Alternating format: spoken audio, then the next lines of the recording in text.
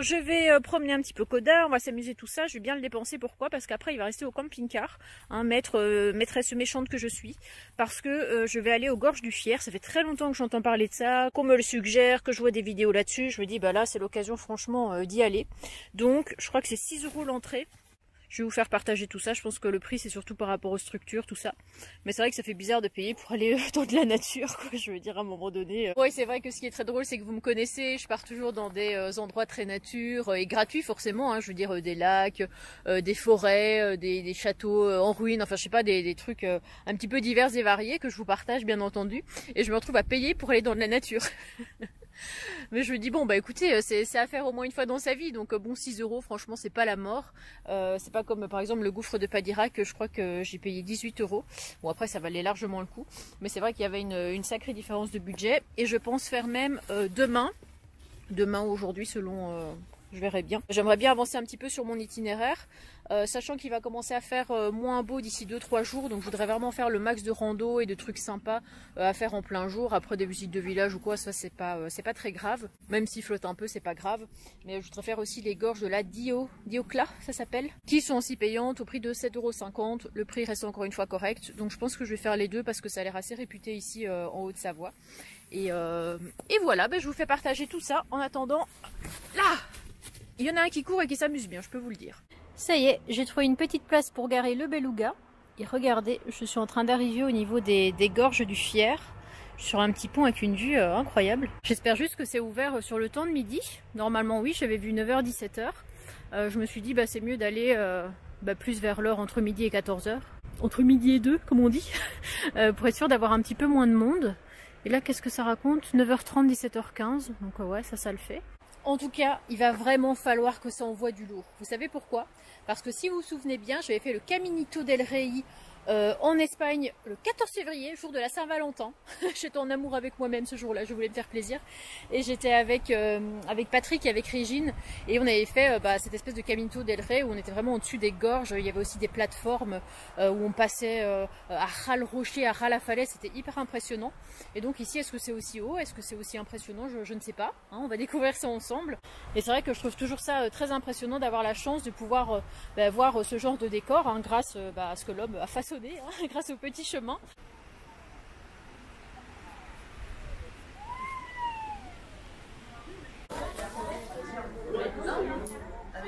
Ça y est, bah écoutez, je vais commencer mon petit parcours.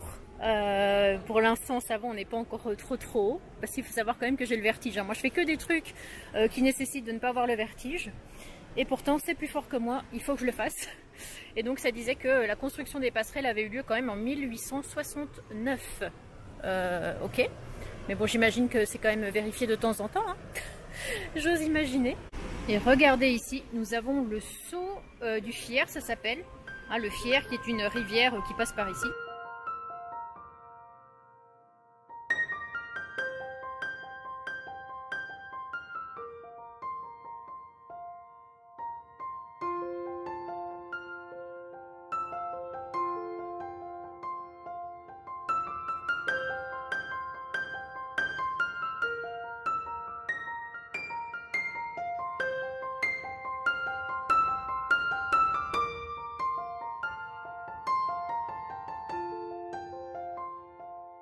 Alors je sais pas en quelle année c'était, mais il nous expliquait sur des panneaux qu'il y avait plusieurs crues qui avaient eu lieu, notamment en 1990, là où il y a vous savez, les passerelles comme ça. En fait, tout était sous l'eau. C'était vraiment impressionnant.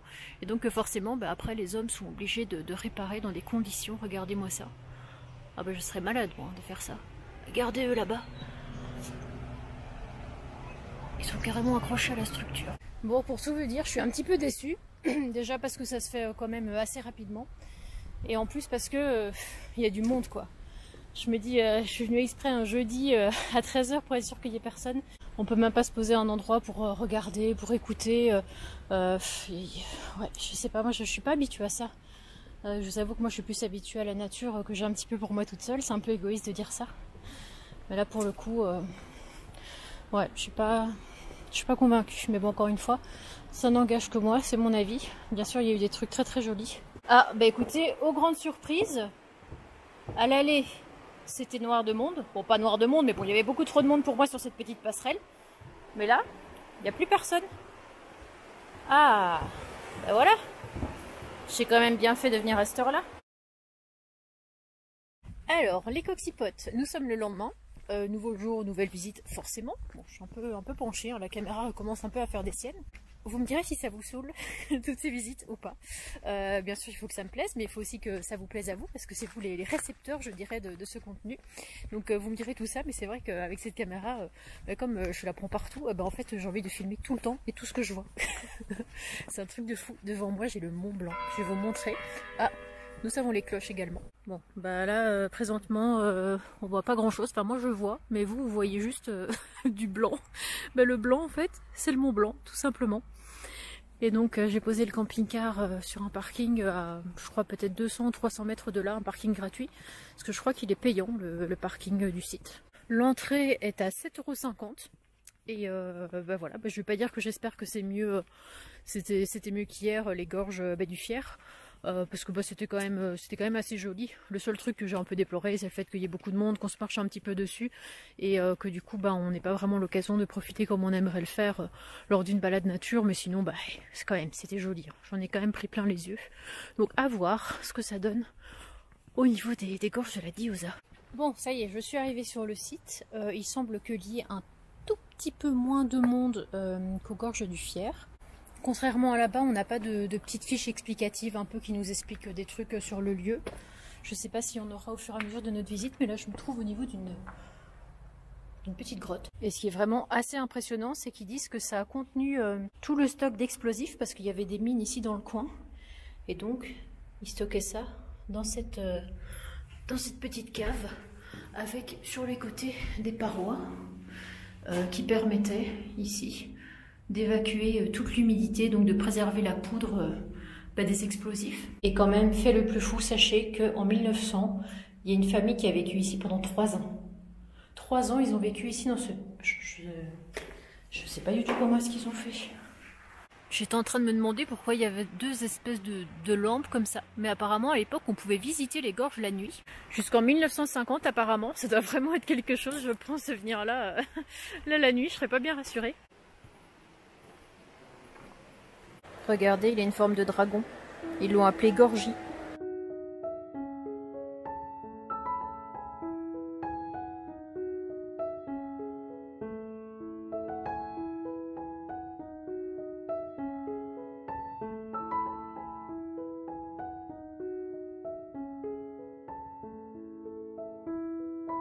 Et comme il le disait à l'époque, il n'y avait même pas de pont. On peut voir les structures un petit peu plus loin. Alors elles sont où? Moi je sais même pas. Là comme ça la caméra je ne sais pas. Mais en tout cas avant le chemin continuait tout le long de la falaise. Hop, comme ça. Mais il n'y avait pas de pont pour se traverser. C'est quand même très joli. Hein. Et ici il vous montre quelques images de l'ancien pont qui à cause des avalanches il s'est complètement scratché quoi. Donc ils ont dû reconstruire un autre 20 mètres plus loin.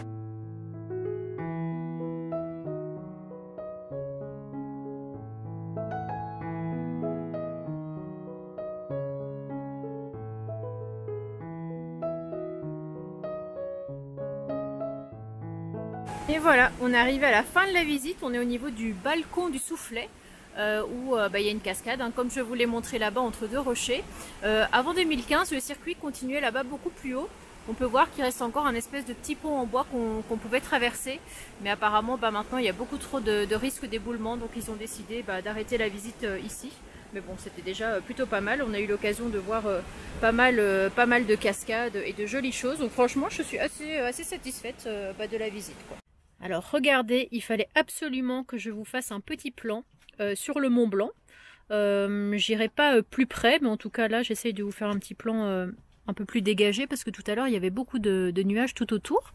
On se trouve autour du lac de Passy où j'ai rencontré José. José, non c'est José hein. José, ouais. Mais comme t'es portugais du coup je t'appelle José. José c'est bien. Hein. José c'est bien. Le rosé aussi c'est bien non? Ouais c'est bien aussi. Ouais. C'est pas mal. Du coup tu me suis depuis un petit moment maintenant. Depuis le début. Sur Insta. Non, YouTube au départ. Ouais. Et après Insta. Insta. Ouais. C'est plus au jour le jour. C'est plus Insta, ouais. Voilà. Est-ce que tu veux faire ma pub? Attends, c'est comment encore que je dis? N'hésitez pas à me rejoindre sur Annabelle la coccinelle, voilà, si ce n'est pas encore fait. Ouais. Ouais, voilà. Et donc, ça fait bien longtemps qu'on communique. Et tu m'as dit que tu habitais pas très loin de Chamonix, Voilà, tout ça. c'est ça, ouais. Et donc, bah voilà, bah, je t'ai signalé mon arrivée dès que je savais que je venais par ici. Et voilà quoi. Est-ce que tu veux en dire plus? Non, ça va aller, merci. Ça va aller, merci. Est-ce qu'on peut juste dire que tu as offert un petit os comme ça pour Koda, avec un petit oula, avec un petit jouet ici, et que tu m'as offert une plante. Est-ce qu'on peut le dire ça? Regardez cette magnifique plante ici, des petites fleurs violettes dans son petit panier. Donc j'espère que ça va tenir quand je vais rouler quoi. L'avenir va te dire ça. Je te dirai ça quand j'aurai démarré. Il va falloir qu'il cale, ça va s'envoler. Mais voilà, ça rejoint ma petite collection. C'est la dernière place parce qu'après je n'ai plus de place. Mais voilà, bah, écoute, merci d'être passé me voir et de m'avoir regâté. Avec plaisir. Voilà, bon ben, salut. Alors, je vous retrouve pas très loin d'Avoriaz sur mon spot. Bon, j'ai démarré parce que là, je vais partir. Ça fait 2 jours que je suis ici. J'ai retrouvé mon ami Greg que j'avais déjà vu l'année dernière. Je vous avais même présenté son... Oh, il y a un petit écureuil qui traverse le parking, trop mignon. Il avait même présenté son van, etc. en vidéo. Je l'avais filmé. Et on avait passé une petite soirée avant-hier. Et hier, j'ai fait une rando de l'angoisse pour aller jusqu'au lac de Montrion.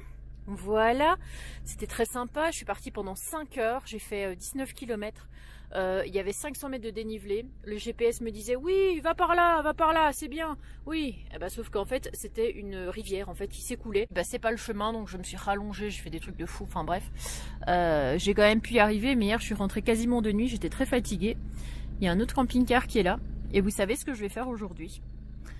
Alors, je vais vous raconter ça plus en détail. Je suis d'ailleurs très émue à cette idée-là parce que, vous savez, il y a 25 ans de ça, je suis venue avec mon école, donc j'étais en Belgique, hein, vous le savez, une petite élève belge une fois, et on était venu avec l'école au Jet. Et ça m'avait vraiment marqué, même si j'avais 10 ans. L'année dernière, je suis passée pas très loin des Jets, mais je me suis dit j'ai pas envie parce que pour moi c'était quand même des mauvais souvenirs, skier, tout ça, je savais pas skier. Je sais pas, j'aimais pas ça en fait, j'étais mal pendant toute la semaine, bref, et cette année, bah, je me suis dit, vas-y, il faut que tu retournes pour que tu retrouves le chalet, etc. Et donc, il y a 2 jours, je suis arrivée au Jet, j'ai fait le tour entier du village, j'ai tout épluché, chalet par chalet, je me dis, ah la marmotte, j'ai dit ça me parle, j'ai dit c'est peut-être ça, je sais pas, je regarde à l'intérieur, vous savez, comme une bête curieuse, et le truc, c'est vraiment un truc de riche, donc imaginez, on voit une petite nana habillée un peu à l'arrache avec ses petits piercings là, et puis son chien, ils doivent se dire, bah, qu'est-ce qu'elle veut faire, celle-là, elle veut braquer, elle veut squatter, qu'est-ce qu'elle veut faire? Alors que pas du tout. Je vous rassure, personne n'est venu me voir. Et en fait, j'ai tourné pendant 1 heure dans ce village et à un moment donné, vraiment très excentré, sur les hauteurs, il y avait une autre piste de ski. Dans ma mémoire, je savais que j'étais face à une piste de ski. Et là, je me dis, ah, je pense pas que ce soit là-bas. Pourquoi est-ce qu'on aurait été foutre un groupe scolaire aussi loin du centre-ville? Enfin, ça n'a aucun sens, c'est trop isolé. Donc, j'ai fait demi-tour. Le lendemain, je décide d'envoyer un message à ma prof de l'époque. Je me rappelais de son nom et de son prénom. Moi, j'ai une mémoire, mais les gens, ils hallucinent à chaque fois. Et je lui pose la question, je dis, est-ce que vous vous souvenez quel était le nom de l'hôtel à l'époque où nous avions été au Jet? 1999, 1999 devrais-je même dire, puisque j'étais belge, j'étais en Belgique. Et là, contre toute attente, elle me dit, oui, c'est l'hôtel de la Grande Lanière. Et moi, j'étais là, mais oui, mais c'est ça. Mais exact. Et en fait, en regardant sur le plan, c'était l'endroit où je m'étais arrêtée et où je m'étais dit, ah non, en plus c'était en montée, je me suis dit, oh non, ça doit pas être par là, c'est excentré, pourquoi? Je comprends pas, je me rappelais qu'on avait été en plus du chalet jusque dans le centre-ville. Je me suis dit, on va pas faire passer un groupe de gamins sur une route ou sur un trottoir, c'est trop dangereux. Et finalement, c'était là-bas. Et là, après 2 jours de réflexion, vous savez ce que j'ai décidé de faire? J'ai décidé d'y aller.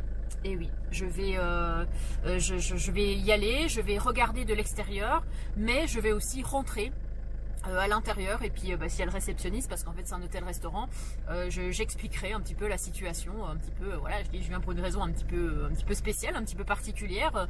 Il y a quelques années, voilà, je suis venue ici avec l'école, il y a 25 ans déjà. Est-ce que vous me permettez de ne serait-ce que jeter un coup d'œil et regarder à l'intérieur? Ça fait bizarre encore une fois de dire ça, mais allez, je me dis quitte à être jusque là, autant aller jusqu'au bout. Le gars il me dit non, bon tant pis. Après c'est une salle de restaurant, c'est pas un truc privé, genre je vais dans la maison de quelqu'un, donc bon, voilà, si je veux pas, je regarderai par la fenêtre comme ça. mais voilà, mais je vous tiens au courant, mais franchement, je pense que ça va me faire vraiment trop bizarre. Au début, je pensais pas du tout aller jusque là, et puis finalement, bah, écoutez, quitte à faire des détours, passer par des routes à la Bourg-Moelle-Neu, à un moment donné, faut y aller, quoi. Hein. Allez, je vous retiens au courant. J'ai la petite larme, je suis trop émue. Par contre, est-ce que juste pendant 2 secondes, on peut parler de cette route? Bon, je l'ai déjà fait à l'aller, mais il y a, j'ai calculé 13 ou 14 virages en épingle comme ça. Voilà, on n'est pas près d'arriver, hein, je vous le dis, hein, parce que là, à l'allure où je roule en plus, j'ai toujours peur que mes freins chauffent. Dernièrement, c'est arrivé assez souvent, j'essaye d'utiliser le frein moteur, mais bon, quand il y a des virages comme ça, on est obligé d'une manière ou d'une autre de freiner à l'arrivée du virage, donc voilà, il y a 1 ou 2 petits virages, ça va, mais là, j'espère que ça va aller. Non mais regardez-moi ça, c'est incroyable, quoi. J'ai la tête dans les nuages, là, mais totalement, quoi. Ah, j'adore. C'est vrai que j'adore quand il y a du soleil, ça, on va pas se mentir, c'est la base. Mais un temps comme ça, avec des nuages, en plus ils bougent, enfin, bon, c'est logique. Mais on les voit bouger, on dirait que c'est de la fumée comme ça qui vient de la vallée. Tiens, on a des vaches ici. Des vaches pas en liberté, mais c'est tout comme, il n'y a pas de barrière. Après, c'est la montagne, hein, c'est comme ça. Alors, comme je vous l'ai expliqué, moi je me suis arrêtée sur ce rocher précisément. Et là, regardez, nous sommes à 500 mètres. Je me suis arrêtée 500 mètres avant. J'en peux plus. Comme quoi, dans la vie, les amis, il faut toujours persévérer quoi qu'il arrive. On pense toujours que c'est pas là, que ça va pas marcher, que ci, que ça. Et puis on laisse tomber avant d'atteindre l'objectif. Alors qu'on l'aurait atteint, c'est ça le pire. Bon, allez, plus que 300 mètres. Ah, je vous jure, j'ai mal au bide, hein. Je sais pas, ça me stresse cette affaire. Je retourne sur les traces de la petite Annabelle qui avait eu l'ourson au ski. Donc vous imaginez le traumatisme, quoi, l'ourson. Et sachez que, ok, tu peux avoir l'ourson à 9 ans, pas de souci. Mais dites-vous que j'ai eu l'ourson aussi quand j'ai eu 18 ans et que je suis retournée au ski. Donc là, c'est un peu plus gênant. Je vous dis, je ne suis pas faite pour ça. Et c'est aussi pour ça que pendant des années, ben, je ne supportais pas l'idée d'aller à la montagne parce que j'associais ça au ski, à ma mauvaise expérience. Et puis quand j'y suis retournée il y a quelques années, je dis mais waouh, en fait c'est trop cool. Ah ben je crois que je suis arrivée. Ça y est, j'y suis. Je sais pas si on voit là-bas, c'est écrit Hôtel La Grande Lanière. Oh là là, mais ça me fait bizarre. Je vous jure, j'avais une idée que la route là était beaucoup plus grande. Et en fait non, c'est juste une petite devanture. Oh, ça m'a traumatisée par contre, hein, je vous assure. Le tire-fesse et tout, on était obligé de descendre des pentes et moi je tombais. Oh là là, le mauvais souvenir. Bon, ce qui est dommage, c'est que là il s'est mis à pleuvoir, mais bon, c'est pas très grave. Je vais essayer de voir si c'est ouvert, s'il y a quelqu'un. Finalement, je vous prends avec moi parce qu'avec un petit peu de tristesse, je dirais en quelque sorte, hein, j'avais fait exprès de venir vers 13h30, pensant que le restaurant et l'établissement étaient ouverts. Donc je me suis dit comme ça les clients seront plus ou moins partis à cette heure-ci et puis bah ça me permettra de faire un tour vite fait d'en bas quoi. Et finalement bah c'est fermé, ça réouvre qu'en décembre, donc tous les rideaux sont fermés. J'ai pas à part comment dire, au niveau de la porte d'entrée, j'ai réussi quand même à avoir à l'intérieur le bar et puis le petit endroit où on dansait, s'il y avait une boum le dernier jour. Et vraiment ça m'avait marqué ce bar en bois avec un petit espace aux alentours quoi. Et putain je suis émue là, je vous jure. Je suis super émue quoi. J'ai bien fait de revenir ici. Et bon j'ai fait un petit tour du bâtiment. Il n'y a pas l'air d'avoir grand monde, on dirait que c'est vraiment inhabité. Il y a juste des travailleurs dans la voiture, dans le camion derrière moi qui doivent se demander qu'est-ce que je fous à regarder au carreau, à faire le tour, à fixer cet établissement. Mais forcément ils n'ont pas tout le contexte derrière. Et voilà où j'ai passé mes vacances en 1999, au Jet, à la Grande Lanière. Je me suis finalement entrepris, avant de repartir, d'aller trouver le magasin où on allait chausser nos skis. Il n'y en a qu'un dans ce coin-ci, donc là on a la Grande Lanière et Philippe Sport se trouve juste ici. Donc je pense que c'était là où on allait, enfin c'était quand même le plus près, le plus pratique. Vu la couleur de l'enseigne, à mon avis, elle n'a pas changé depuis 25 ans. En tout cas, les chalets, ils sont magnifiques. On était faire un petit tour à Morzine. C'est le paradis du chalet, hein. Vraiment. Là, on est au cœur de la montagne. J'ai vraiment beaucoup apprécié. Puis ici, c'est un petit peu la même chose. Ils sont en train de réparer un petit peu les chalets, de monter les remontées mécaniques, les télésièges, tout ça. Ils se préparent pour la saison qui arrive. Et donc ici, bah ouais, ça devait être ici. Ça me parle, ces marches là. Je sais pas pourquoi. C'est ici où Annabelle disant bah mettez ses skis quoi. En plein désespoir, en mode non, j'ai pas envie vraiment. Allez-y sans moi. J'étais en train de me dire qu'est-ce qui est écrit sur la porte et au même moment, regardez ce que je vois. Une sauterelle ou un criquet, je sais pas, complètement géant qui fait la taille de maman. Enfin voilà, pour le petit moment émotion, je vous jure que je retiens mes larmes quoi. Je suis mais ultra émue, je sais vraiment pas vous dire pourquoi. Mais en fait, quand depuis 25 ans, vous avez une image en tête, genre d'un endroit, etc., et que d'un coup, vous y retrouvez à nouveau, c'est tellement intemporel. Je me dis heureusement que ma prof m'a répondu et m'a dit bah c'est celui-là, parce que sinon, en fait, j'aurais jamais su. Bon, est-ce que c'est grave? Pas forcément, mais c'est vrai que le trouver, c'était incroyable. Cela dit, étant donné que c'est hors saison, que tout est fermé tout autour, je crois qu'il n'y aurait même pas de problème, c'est avec le camping-car, je resterai garée là. Je sais pas, il n'y a pas d'interdiction spécifique, à part de 3h à 6h pour déneigement. Mais à mon avis, il déneige pas grand-chose en ce moment. Regardez-le, lui, il m'attend. Ça va, mon titi? Et je suis partie 2 minutes. Je vais rentrer, il va me faire la fête comme si ça faisait 5 heures que j'étais partie. J'aurais même pu dormir ici, vous voyez, à la place de dormir à l'hôtel, comme quand j'étais plus jeune. J'aurais dormi dans mon hôtel roulant, tout simplement. Allez, suite au prochain épisode.